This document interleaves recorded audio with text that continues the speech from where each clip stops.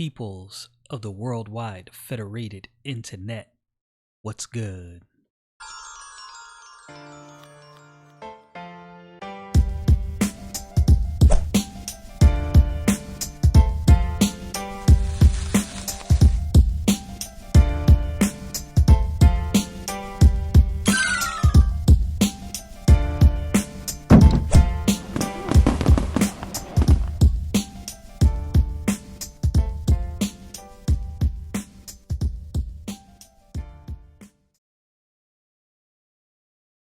So today we're going to be returning to the book of Exodus, chapter 32. There's a lot in Exodus chapter 32. Now we're getting to the nitty gritty. We're getting down to the point where we're starting to get more interaction with the people. The description of the design of the tabernacle has been all laid out. And now it's time for Moses to return. Before I get there, there's something that was on my mind as I read through Exodus chapter 32. And I didn't get far because this was nagging on my mind as I was reading it. When we read, when I say we, let me say me. When I read the Old Testament, or when I have read the Old Testament in the past, I was very, very judgmental when I read it. And what I mean by that is I was so focused on what the children of Israel was doing and are not doing and what they should have done. And if it was me and I was there, not thinking to myself, wait a minute, if I'm constantly looking at these Bible accounts and I'm constantly coming down on the children of Israel, and I'm not really thinking about, well, why did they do this? Would I do the same thing? How do I avoid doing this? Really, this is what we should be taken away from these things. The Lord Jesus Christ said, "Search the scripture, for in them ye think ye have eternal life, and they are they which testify of me, and ye will not come unto me that ye might have life." I think in our own desire to be pious, to be above others, sometimes we don't see the sins of ourselves in others. We don't see where, I would have done that same thing. So, okay, now knowing that I would have done this same thing, how do I avoid this? What steps can I take to make sure I don't go that route? That's not what we do. And that is what we should do, because these things in the Old Testament, not only does the Old Testament point to Christ, there's also an example of what to do and what not to do. So what I want to start off by doing before we get to Exodus chapter 32 is read something that was covered in 1 Corinthians chapter 10, dealing with exactly what I just said. So without further ado, let's get into this. I'm going to read through this really quick. I was just going to read verse 11 because that's where I'm going, but I'm going to read verse 1 down to verse 11. Moreover, brethren, I would not that ye should be ignorant, how that all our fathers were under the cloud and all passed through the sea. So we know exactly who he's talking about. And were all baptized unto Moses in the cloud and in the sea, and did all eat the same spiritual meat, and did all drink the same spiritual drink. For they drank of that spiritual rock that followed them, and that rock was Christ. But with many of them God was not well pleased, for they were overthrown in the wilderness. Now these things were our examples, to the intent we should not lust after evil things as they also lusted, neither be idolaters, as were some of them. As it is written, the people sat down to eat and drink, and rose up to play. Neither let us commit fornication, as some of them committed, and fell in one day 23,000. Neither let us tempt Christ, as some of them also tempted, and were destroyed by serpents. Neither murmur ye, as some of them also murmured, and were destroyed of the destroyer. Now all these things happen unto them for ensamples. That word example is is very similar to the word example, almost the same exact things. Old English word, not really used now. An example, a pattern, model for imitation. To exemplify, to show by example. So this is what this word carries. Very, like I said, very similar and can almost be interchangeable with the word example. And they are written for our admonition, upon whom the ends of the world are come. So this is one of the reasons why we have these things in the Old Testament. So it behooves you to pay attention when things are going on and learn from these things. Don't just take these things and read past them and run with them and don't think anything of it. You can learn from other people's mistakes, and I think that is what we should do when we read the Old Testament. All right, so let's get into this. Exodus chapter 32.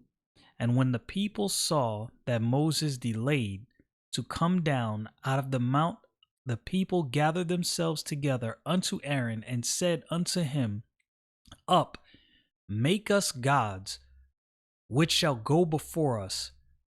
For as for this Moses, the man that brought us up out of the land of Egypt, we wot not what is become of him.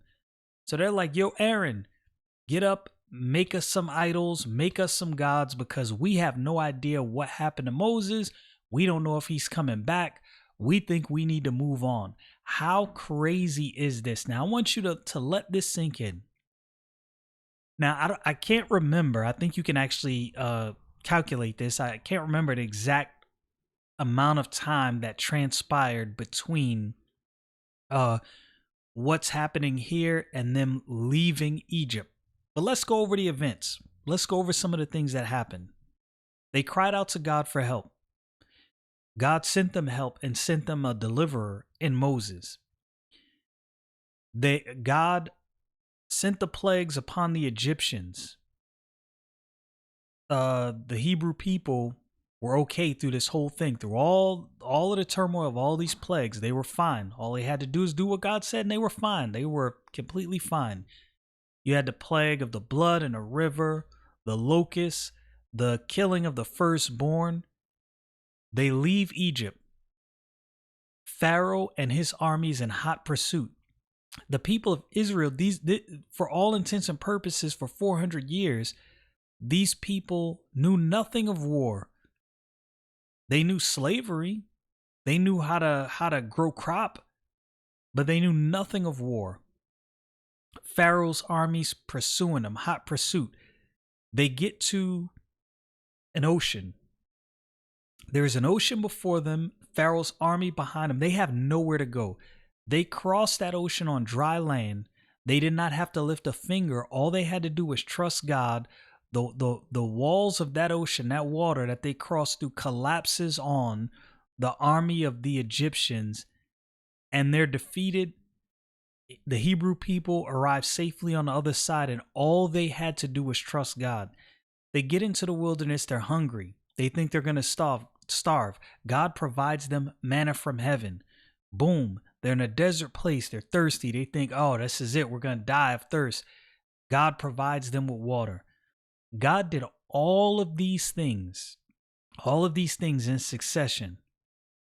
They have all of these things to look back on, to know what the character of God is. Can they trust God?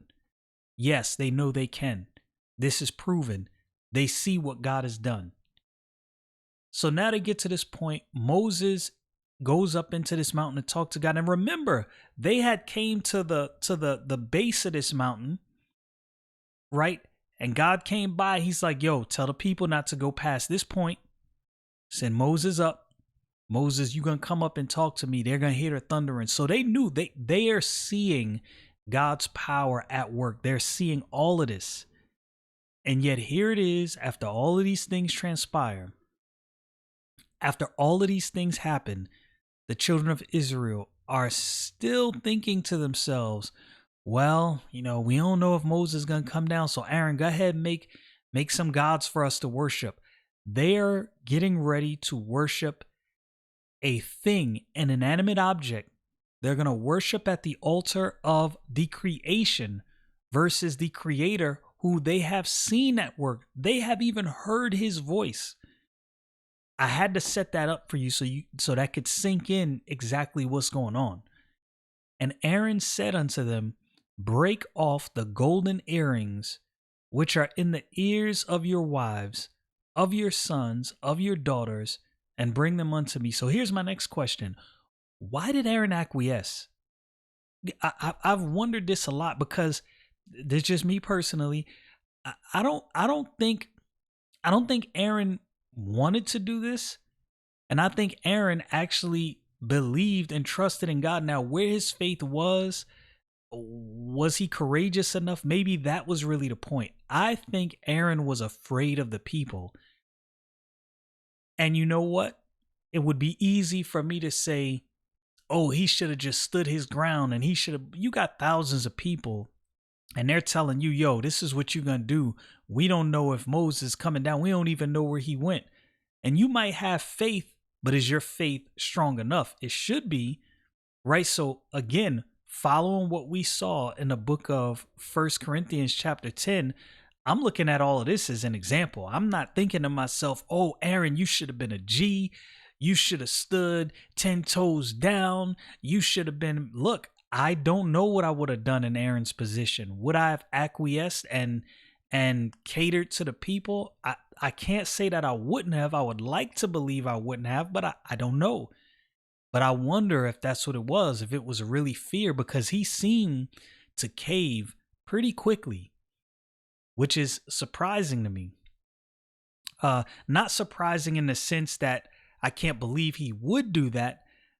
I would just, after everything I've read so far, had I not already read, through this many times before, I would have thought to myself, there's no way Aaron is going to do this. There's no way on this planet Aaron is going to acquiesce to what these people have asked for, but yet he does.